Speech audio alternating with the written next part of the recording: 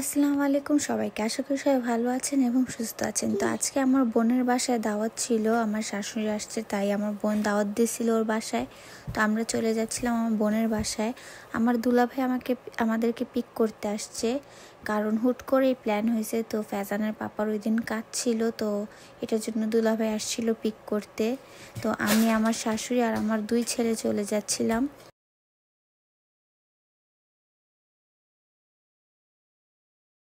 তো আমার শাশুড়ি আসার আগের থেকেও বলে রাখছিল যে আম্মু আসলে আম্মুকে নিয়ে যাতে ওদের বাসায় যাই।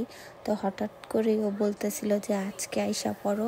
তো ওই দিন ফ্যাজানের পাপারও কাজ ছিল, তো ফ্যাজানের পাপা যাইতে পারে নাই।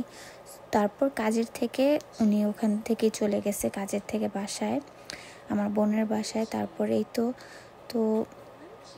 এই তো আমরা এসে পড়লাম কাছাকাছি। তো দেখেন, আমি আর আমার শাশুড়ি আজকে ম্যাচিং পরছি, সেম। তো এটা আমার শাশুড়ি আর কি আমাদের দুজনের জন্য দেশের থেকে নিয়ে আসছে।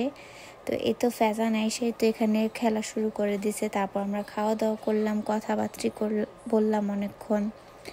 এই তো ফ্যাজান আর আমার বোন। তো এই তো আজকের ভিডিওটা এই পর্যন্তই। আশা করি আপনাদের কাছে ভিডিওটা ভালো লেগেছে। ভালো লাগলে অবশ্যই আমার চ্যানেলটাকে সাবস্ক্রাইব করবেন আর আমার সাথেই থাকবেন। সবাই ভালো থাকবেন, সুস্থ থাকবেন। আল্লাহ হাফেজ।